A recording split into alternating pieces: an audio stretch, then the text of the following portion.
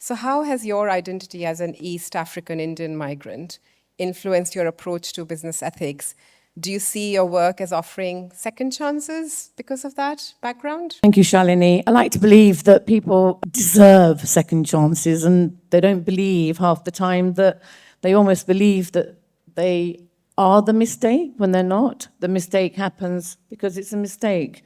They're not the mistake, you know. So I grew up in a very multicultural family. My grandparents are from Uganda, traveled to India, then from India to the UK. I'm also married to Frank, who's very British, and he's there. So how do I bring that identity into the boardroom? Bring that identity into the boardroom by saying to people, you know, the colour of my skin, my name, my history doesn't affect what comes out of my mouth, if that makes sense. So I'm at a point where I'm there to explain to the directors and clients that I represent that I've got your back. I'm here to support you, whether they are English, whether they are from a different country altogether.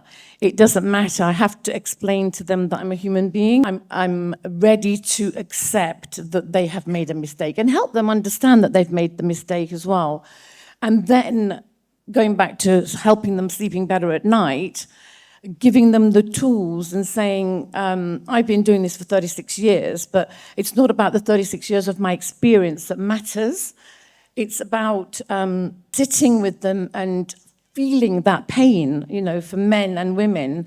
I was having this conversation with Raina the other day that, you know, 95% of my clients are men.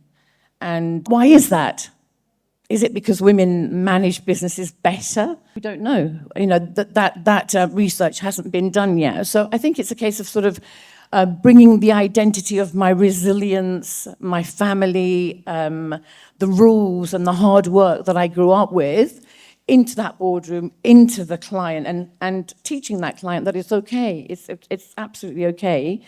Don't make the mistake be the mistake, you know. There's always a way out. As I said to you earlier, my strapline is where there's a will, there's a way. Where there's a V, there's always a way, and we always find a solution, you know? So that's kind of my take on it. So my next question is to you, V.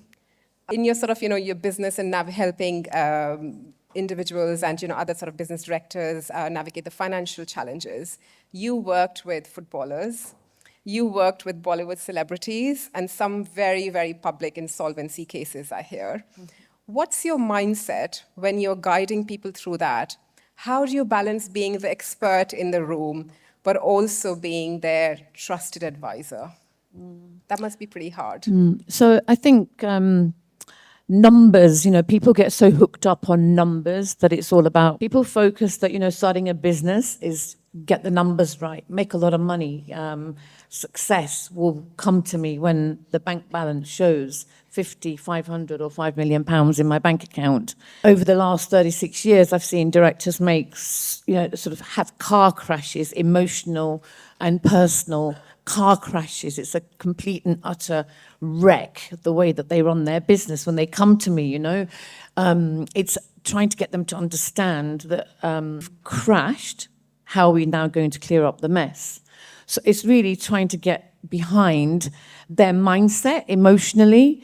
It's at the end of the day, when I talk to them in the first meeting, the second meeting and the third meeting, the actual cause of the wreckage and the car crash isn't the business. It's actually there's something else going on in their life. Parent that's critically ill, or there's a divorce that's on the agenda, or there's an autistic child that is taking up so much time. But this man or woman, the business owner, is so focused on, I need to make this work, I need to make this work. And what happens is they burn out, that because they keep focusing on the numbers, they don't go home and think, actually, I need to take a break from the numbers. I need to look at the plan. I need to look at my son, my daughter, my wife, my mum, my dad. I mean, you know, I could draw a mind map of sometimes hundreds and thousands of people that are affected. If I was to do a flow chart, starting with a director coming to me saying, I'm in trouble. I think I need to go bust or go into liquidation, or I'm on the verge of bankruptcy. And when you tackle the statement that he makes and then you go through it in over a couple of meetings, actually sometimes they're not on the verge of bankruptcy or liquidation. There's always other things going on.